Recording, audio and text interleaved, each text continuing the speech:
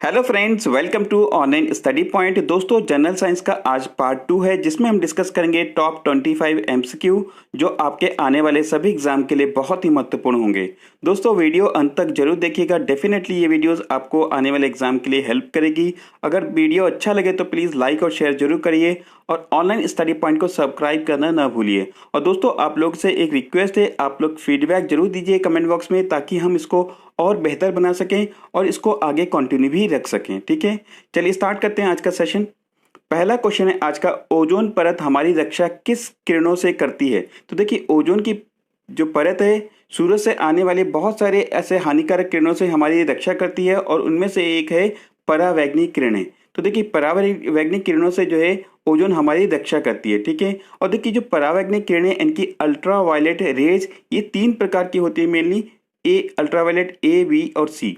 तो देखिए ए की अगर हम बात करें तो देखिए ये सबसे ज़्यादा हानिकारक होती है और ये हमारे डीएनए को नुकसान पहुंचाती है और इससे त्वचा का कैंसर भी हो सकता है। ठीक है, और देखिए यू बी की अगर हम बात करें तो देखिए ये किरणें यू वी ए के किरण जो कंपेरिजन में ये कम हानिकारक होती है, परंतु इससे भी त्वचा का कैंसर और सनबर्न होने का खतरा रहता है। ठीक है, और देखिए यूवीसी जो है ये हमारे जीवन के सभी रूपों के लिए खतरनाक है। हालांकि एक अच्छी बात यह है कि ये ओजोन की परतों द्वारा इसको फिल्टर कर लिया जाता है और ये कभी भी हमारे अर्थ तक नहीं पहुंचती है, तो ये एक अच्छी बात है। ठीक है, चलिए अगला क्वेश्चन देखते हैं।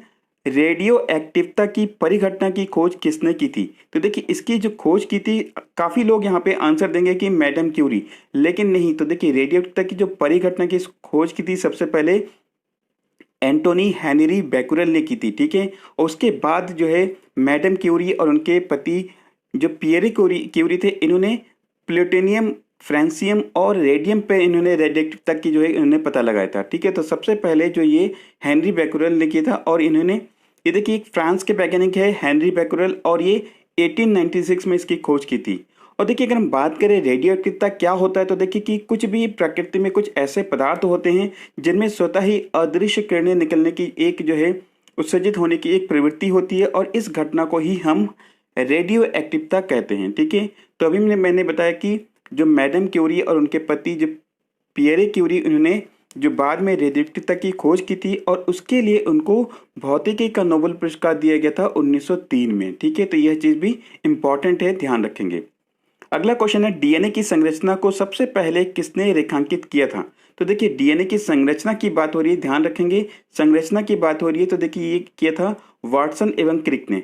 तो देखिए यहीं पर अगर हम बात करें कॉर्नबर्ग, लुईस पाचर और क्रिश्चियन बर्नार्ड की बात करें तो देखिए सबसे पहले हम बात करें कॉर्नबर्ग की अगर हम बात करें तो देखिए यहाँ इन्होंने डीएनए के संश्लेषण का प्रतिपादन किया था। ठीक है, जहाँ पे हमने बात किया कि वाटसन एवं क्रिक जिन्होंने जो इसकी संरचना को रेखांकित किया था और जो कॉर्नबर्ग है इन्होंने संश्लेषण का प्रतिपादन किया था। तो दोनों चीज आप अच्छे से याद रखेंगे। यहाँ पे क्रिश्चियन बर्नार्ड जिन्होंने हृदय का पहला प्रतिस्थापन किया था और लुईस पास्चर जिन्होंने रेबीज के टीके का जो है आविष्कार की थी, खोज की थी। देखिए आपको पता होगा डीएनए का फुल फॉर्म होता है डीऑक्सी न्यूक्लिक एसिड और ये हमारे शरीर की आनुवंशिक क्रियाओं का संचालन करती है डीएनए। तो कई बार ये काम भी पूछा जाता है, तो ध्यान रखेंगे। ठीक है, अगला क्वेश्चन देखते हैं, मनुष्य की आंख की रेटिना पर किसी वस्तु का जो प्रतिबिंब बनता है वह कैसा होता है? तो देखिए जो आंख पर जो मनुष्य की जो आंख की रेटिना पे जो बनता है प्रतिबिंब, वो एक तरह से वास्तविक और उल्टा बनता है। ठीक है, ये ध्यान रखेंगे, वास्तविक और उल्टा प्रतिबिंब बनता है। और देखिए कि जो रेटिना पे जो प्रकाश होती है वो एक तरह से जो शिराओं की एक फिल्म होती है जो वस्तुओं की प्रतिबिंब और उसका जो रंग रूप, ये सारी चीजें हमारे मस्तिष्क तक पहुंचाती है। ठीक है, ये फिगर में देख रहे हैं जो ह्यूमन आई है, इसका एक स्ट्रक्चर है। यहाँ से कई बार कुछ चीजें यहाँ से पूछा जाता है, तो इसलिए इसके स्ट्रक्चर भी अच्छे से याद रखेंगे। अगला क्वेश्चन देखते हैं, इनमें से कौन सही सुमेलित नहीं है? तो हमें बताना है इसमें कौन सा सही सुमेलित नहीं है। तो देखिए ये वाला सही सुमेलित नहीं है, बाकी ये सारे सही है। इनकी स्पीडोमीटर जो मोटर गाड़ी की वेग नापा जाता है, ओडोमीटर से पहियों द्वारा तय की गई दूरी नापा जाता है और ऑडियोमीटर से ध्वनि की तीव्रता नापा जाता है। ठीक है, तो देखिए एमीटर का क्या काम होता है, ये एक तरह से किसी भी परिपथ की जो बहने वाली विद्युत धारा है उसको मापा जाता है एमीटर से। ठीक है, तो ये चीज ध्यान रखें, न कि विद्युत शक्ति मापा जाता है, ये गलत है। ये चीज सही है, विद्युत धारा को मापा जाता है। यहाँ पे कुछ इंपॉर्टेंट चीज को मैंने यहाँ पे नोट कर दिया कि जैसे सिस्मोग्राफ से भूकंप नापा जाता है, लेक्टोमीटर से दूध की शुद्धता नापा जाता है और ऑल्टीमीटर से जो है विमानों की ऊंचाई नापा जाता है, विस्कोमीटर से द्रव की शायनता को नापा जाता है। तो ये सारी चीज इंपॉर्टेंट है, ध्यान रखेंगे। चलिए नेक्स्ट क्वेश्चन यहाँ पे देखते हैं, प्रकाश को दोहरी प्रकृति क्यों कहा जाता है, यानी कि उसका नेचर एक डबल स्टैंडर्ड क्यों होता है, यानी कि डबल इसकी जो स्ट्रक्चर क्यों होता है। तो देखिए कि इसका मेन कारण है कि ये एक तरंग की तरह काम करता है और उसकी जो कणों हैं उसके जो है गुणों की तरह भी काम करता है, यानी कि पार्टिकल और वेव की तरह ये काम करता है, इसलिए इसको दोहरी यानी कि डबल नेचर का कहा जाता है। ठीक है, आप इस फिगर में देखेंगे एक तरह से पार्टिकल का काम भी करता है और एक वेवलेंथ के काम भी करता है। ठीक है, तो इसीलिए जो इसको एक तरह से हम कहते हैं डबल सिल्ट एक्सपेरिमेंट कहते हैं। ठीक है, चलिए अगला क्वेश्चन देखते हैं, जड़ें यानी कि रूट किससे विकसित होती है, यानी कि जो जड़ बनती है सबसे पहले वो जड़ नहीं होती है, सबसे पहले वो क्या होती है, मूलांकुर होती है, जिसको इंग्लिश में कहते हैं रेडिकल। तो सबसे पहले एक रेडिकल यानी कि मूलांकुर के रूप में विकसित होती है, बाद में वो जड़ बनती है, आप इस फिगर में देख रहे होंगे। ठीक है, चलिए अगला क्वेश्चन देखते हैं, चंद्रमा पर गुरुत्वाकर्षण पृथ्वी के गुरुत्वाकर्षण के कितने भाग हैं, यानी कि जो पृथ्वी का गुरुत्वाकर्षण है उसके कितने भाग चंद्रमा पर है। तो ये 1/6 यानी कि पृथ्वी के गुरुत्वाकर्षण का 1/6 भाग जो है चंद्रमा पर गुरुत्वाकर्षण बल होता है। ठीक है, जब भी चंद्रमा की बात आती है तो आप एक चीज ध्यान रखेंगे, कई बार एग्जाम में ये पूछा जाता है कि जो है हमें हमेशा चंद्रमा का एक ही भाग क्यों दिखाई देता है। तो इसका कारण यही है कि चंद्रमा अपनी धुरी पर घूमने में जितना दिन लगाता है और पृथ्वी के चारों ओर जो है परिक्रमा करने में भी उतना दिन लगाता है, और यह 27.3 दिन ये पूरा लगाता है। ठीक है, इसके कारण यही है कि हमें चंद्रमा का केवल एक ही पोर्शन दिखाई देता है। ठीक है, चलिए अगला क्वेश्चन देखते हैं, बैरिएट्रिक सर्जरी मनुष्य के किस अंग में परिवर्तन करता है। तो देखिए एक तरह का सर्जरी है और ये मनुष्य किस अंग पे ये परिवर्तन होता है। तो देखिए पाचन तंत्र पे, और देख लेंगे आप इस फिगर में देख के पता लग रहा होगा ये किस लिए किया जाता है, एक तरह की मोटापा कम करने के लिए और एक तरह से बाईपास, गैस्ट्रिक जो बाईपास होता है इस काम को इसको करने के लिए इसको इस सर्जरी को किया जाता है। देखिए इसमें क्या होता है कि इस सर्जरी के द्वारा पेट के करीब एक पाउच बनाया जाता है और इसे छोटी आंत से जोड़ दिया जाता है, और जो भी हमारा खाना होता है ये स्मॉल इंटेस्टाइन के द्वारा जो है इस पाउच में चला जाता है। ठीक है, तो इसके कारण एक तरह से एक मोटापा कम करने की एक सर्जरी है। अगला क्वेश्चन देखते हैं, एक आदर्श तरल यानी कि लिक्विड पदार्थ की श्यानता यानी कि विस्कोसिटी क्या है। तो देखिए एक जब कोई भी एक जो है आइडियल जो लिक्विड होगी उसकी श्यानता या विस्कोसिटी 0 होगी। अब ये श्यानता यानी कि विस्कोसिटी होता क्या है, जब भी देखिए किसी भी तरल पदार्थ में एक गुण होता है कि वो अपनी आकृति का विरोध करती है। यहाँ पे मैंने डेफिनेशन लिख दिया, लेकिन एक लेमन लैंग्वेज में आप समझिए कि किसी भी तरल पदार्थ का जो विस्कोसिटी होता है वो अपनी आकृति परिवर्तन का विरोध करती है, उसको ही हम विस्कोसिटी कहते हैं। ठीक है, चलिए अगला क्वेश्चन देखते हैं, सामान्य ताप एवं दाब पर किसी गैस के एक मोल का आयतन कितना होता है। तो देखिए ये कई बार एग्जाम में पूछा भी गया है, तो देखिए इसका राइट आंसर है 22.4 लीटर होता है इसका एक मोल की वैल्यू। ठीक है, देखिए एक मोल की डेफिनेशन अगर आप देखेंगे भाई, एज ए डेफिनेशन क्या होता है, एक मोल पदार्थ का ग्राम में भार होता है और उस पदार्थ के एक परमाणु या अणु के AMU में भार की संख्या के बराबर होता है। ठीक है, तो ये आप लोग कमेंट करके क्या बता सकते हैं कि AMU का फुल फॉर्म क्या होता है। आप कमेंट सेक्शन में ये जरूर बताइए कि AMU का फुल फॉर्म क्या होता है, नहीं तो मैं कल इसको जरूर बताऊंगा। ठीक है, चलिए अगला क्वेश्चन देखते हैं, सूर्यास्त के समय सूर्य लाल क्यों दिखाई देता है। तो देखिए सूर्यास्त के समय सूर्य आपने देखा होगा कि लाल होता है, क्यों, इसका कारण क्या है, प्रकीर्णन यानी कि स्कैटरिंग। देखिए कल भी मैंने स्कैटरिंग की डेफिनेशन बताया था कि क्या होता है स्कैटरिंग। अगर आपने कल का सेशन नहीं देखा तो प्लीज़ कल का सेशन जरूर देखिए, वहाँ पे मैं एक एक चीज़ डिस्क्राइब किया हूँ, रिफ्लेक्शन क्या होता है, इंसिडेंट, रिफ्लेक्शन, ये सारी चीज़ मैंने बता रखा है। ठीक है, तो देखिए कि जब भी प्रकाश एक माध्यम से दूसरे माध्यम में जाती है तो वहाँ पे जो उस माध्यम में जो उपस्थित धूल कण होते हैं वो प्रकाश की जो किरणें हैं उसको चारों दिशा में बिखेर देती है, जिसको ही हम प्रकीर्णन या स्कैटरिंग कहते हैं। ठीक है, चलिए अगला क्वेश्चन देखते हैं, कौन सी जोड़ी अदिश राशियों को प्रदर्शित करता है। तो देखिए यहाँ पे अदिश राशि कौन सा है उसको हमें बताना है। तो देखिए दूरी और जो गति है ये हमारी अदिश राशि है। ठीक है, यानी कि स्केलर जो हमारी क्वांटिटी है, ऑप्शन नंबर सी यहाँ पे करेक्ट होगा।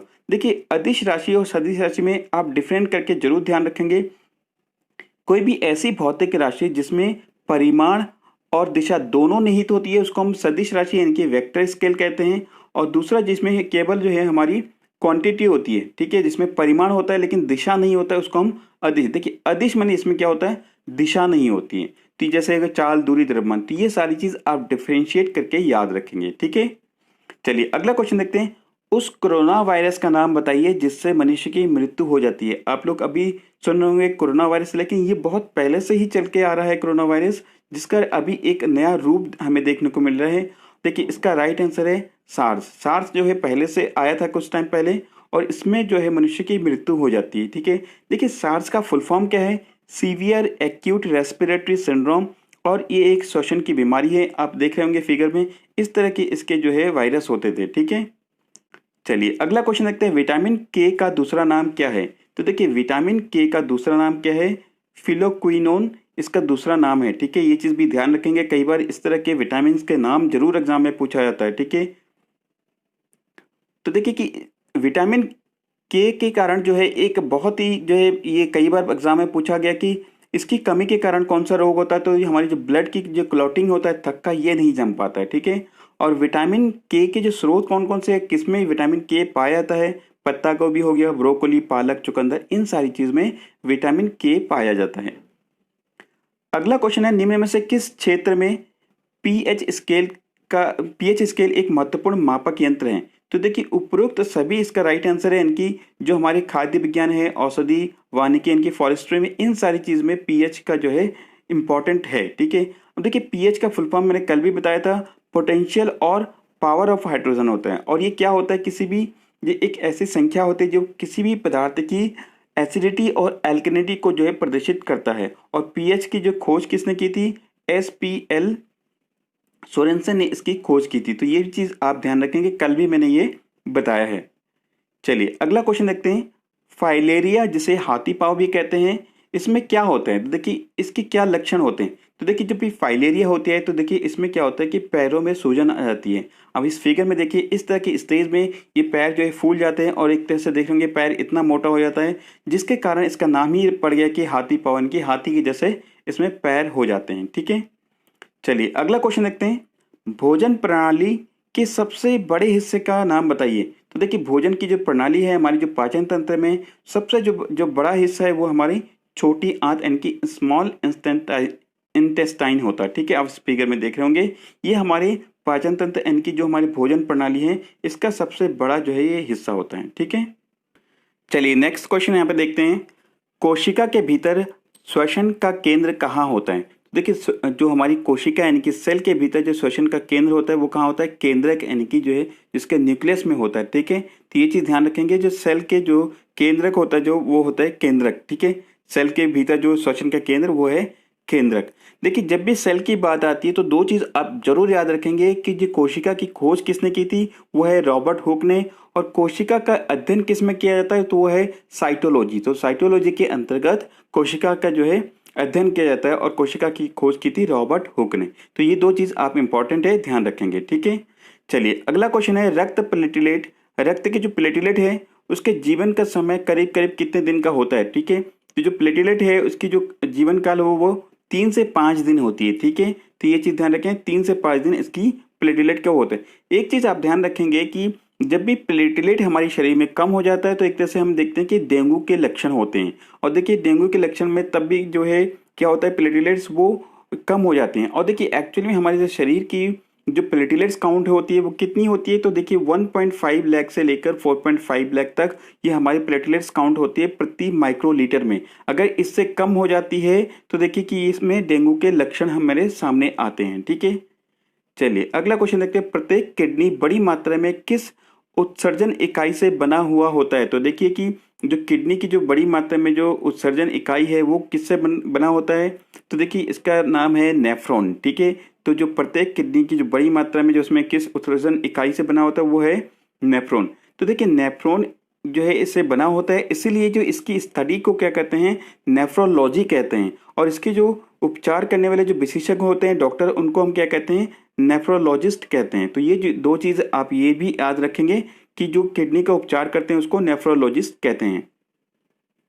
अगला क्वेश्चन देखते हैं। पौधों में फ्लोएम मुख्यतः किसके लिए उत्तरदायी है? तो देखिए फ्लोएम का क्या काम होता है ये चीज बताया। देखिए तो देखिए फ्लोएम का काम होता है आहार वाहन के लिए, यानी कि जो पौधों द्वारा बनाए गए भोजन है उसको पेड़ों के अन्य भागों में पहुंचाया जाता है। देखिए जल वाहन के लिए किसका काम होता है, ये जाइलम का काम होता है। आप दो चीज़ यहाँ पे फिगर में देखेंगे कि सबसे पहले देखिए कि इसमें जो रूट से बनाए गए खनिज पदार्थ ये जाइलम के थ्रू ऊपर पेड़ों में पहुंचती है, ठीक है।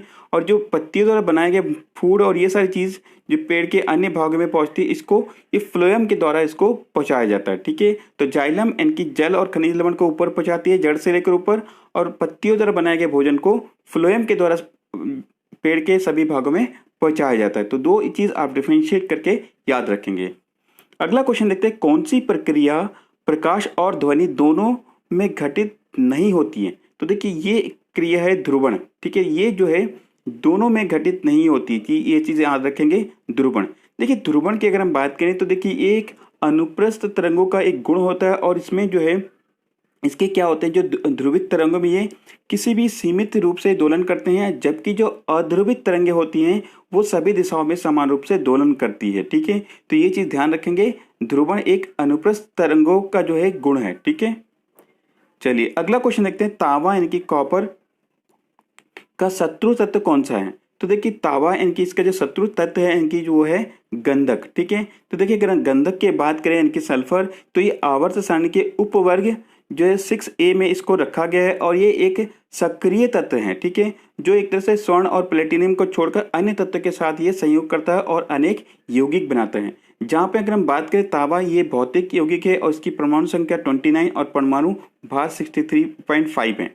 और देखिए कि ये एक तन्य धातु है जिसका प्रयोग विद्युत के चालक के रूप में प्रधानता से, यानी कि जितने भी विद्युत के जो चालक है उसमें हमने देखा कि तांबा जो भी अपने वायर वगैरह देखते हैं उसके अंदर मेनली जो है तांबे के ये यूज किया जाता है, ठीक है।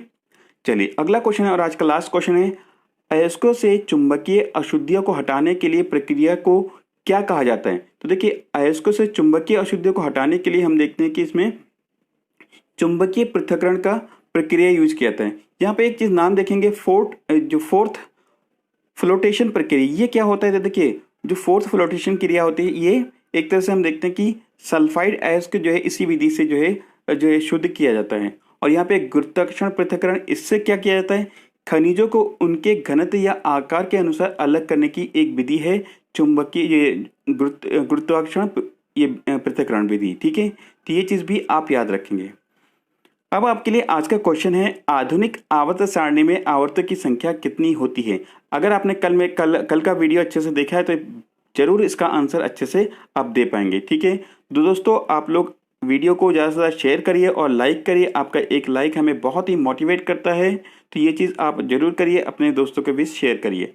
Thank you for watching this video, have a wonderful day ahead.